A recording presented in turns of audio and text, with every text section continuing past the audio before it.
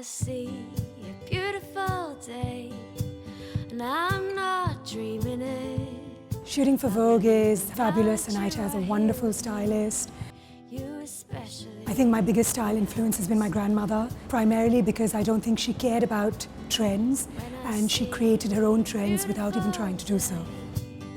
I think for me, style is about so much more than just clothes.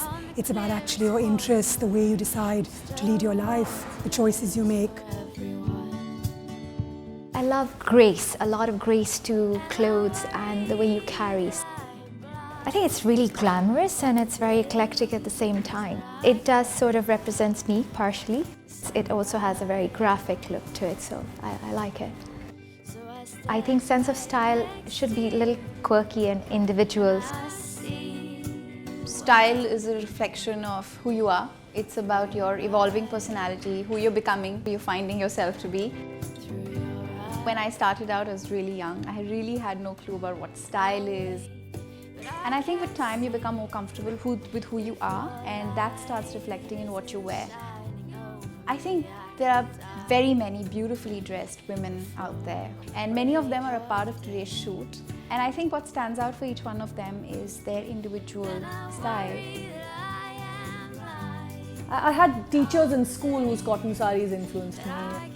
You know, I love saris, but I remember having to wear a sari when I was kind of a teenager, about 18. And I kind of learned watching my mother put on a sari because she wore one every day.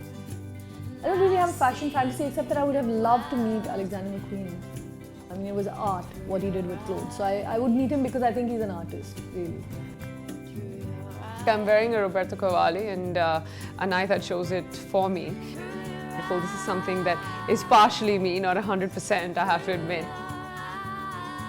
When I started watching Sex and the City with Sarah Jessica Parker, it was very aspirational. You know, I would always be like, how can she even make a pair of jeans and a dowdy t-shirt look as good as she does?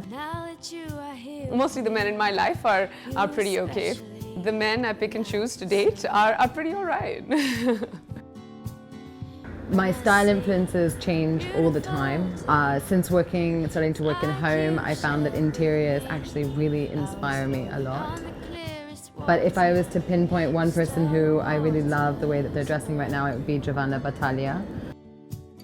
Being older and more confident is being sexy, but I never want to be tacky. So for me, androgyny is an easy way of trying to be and trying to look sexy.